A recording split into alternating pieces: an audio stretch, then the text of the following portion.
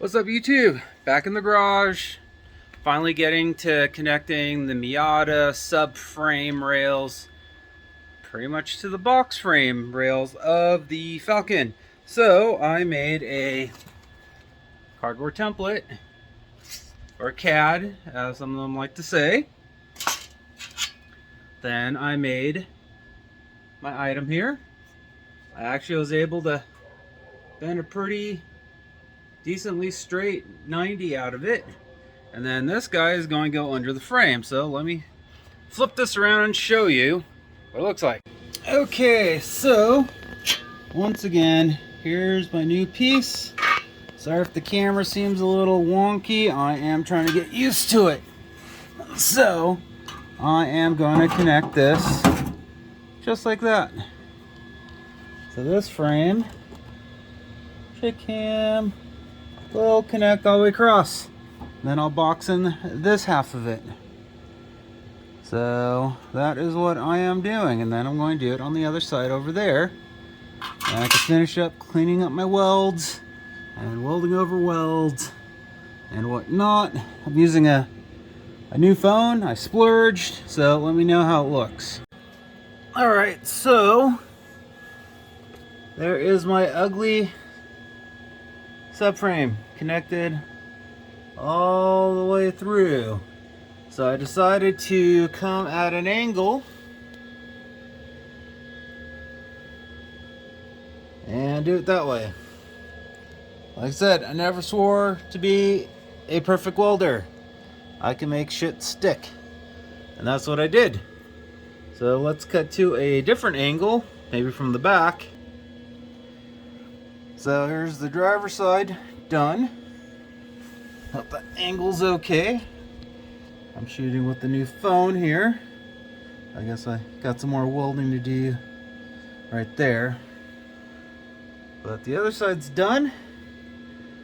This is what it looks like when you use a gas core welder. You get fucking slag flux shit all over the damn place. So I was going to come straight back and box it off the side here, but then I'm like, it would look nicer if it angled. So I went for the angled look. They're pretty much the same way. So here we got them pretty much all welded in. So it comes straight. Let's see, get you a little better lighting there. So it goes straight, then angles back, and then connects to the rear box section. Passenger side does the same thing. And there we go. I have full frame the car. So here's another side view of my monstrosity. See the factory Miata frame, transitions, connects to the torque box, and then the rest of my own stuff here.